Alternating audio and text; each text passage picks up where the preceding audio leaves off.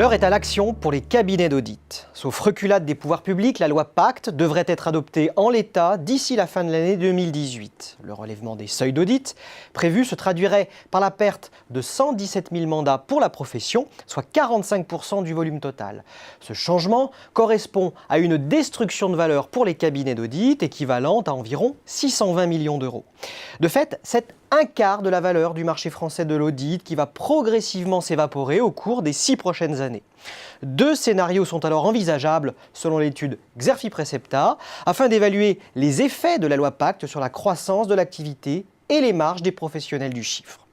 Une contraction d'environ 25% de l'activité audit est loin d'être simple à gérer. Et elle le sera d'autant moins si le commissariat aux comptes pèse lourd dans le chiffre d'affaires total du cabinet et si celui-ci travaille essentiellement avec de petites entreprises, ce qui est la norme pour l'essentiel des intervenants.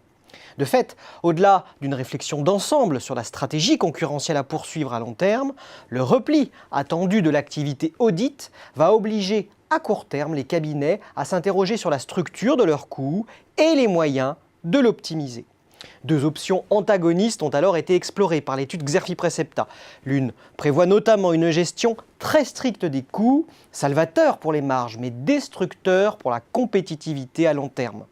Autrement dit, les cabinets doivent à tout prix conserver intacte leur capacité stratégique pour non seulement affronter la contraction du marché de l'audit et se redéployer sur de nouvelles activités ou de nouveaux marchés, mais aussi pour conserver leur place dans une compétition qui se durcit et se complexifie. Ainsi, le premier des défis posés aux professionnels du chiffre, c'est la recherche de relais de croissance. Ils doivent en effet apprendre à convertir les mandats en contrats, l'audit légal en audit contractuel. D'autres chantiers ressortent comme prioritaires. La diversification des activités au-delà des métiers du chiffre, la diversification du portefeuille client, l'automatisation des tâches répétitives, le développement des soft skills au niveau des équipes, l'internationalisation. Loin d'être évidente, cette métamorphose oblige toutefois à quelques concessions. Les plus petits cabinets devront renoncer à leur sacro-sainte indépendance et se regrouper pour des questions de survie. Et si les poids lourds ont déjà engagé la transformation de leur modèle, ils ne sont pas pour autant sortis de la spirale déflationniste touchant les missions d'audit.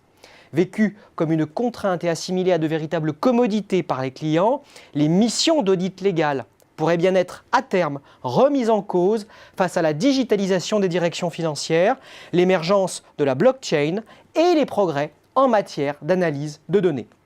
Bref, qu'on le veuille ou non, les logiques de marché s'accélèrent, obligeant les cabinets à changer de braquet et à se muer en véritables entreprises de services. Ils ont, pour ce faire, quelques précieux atouts.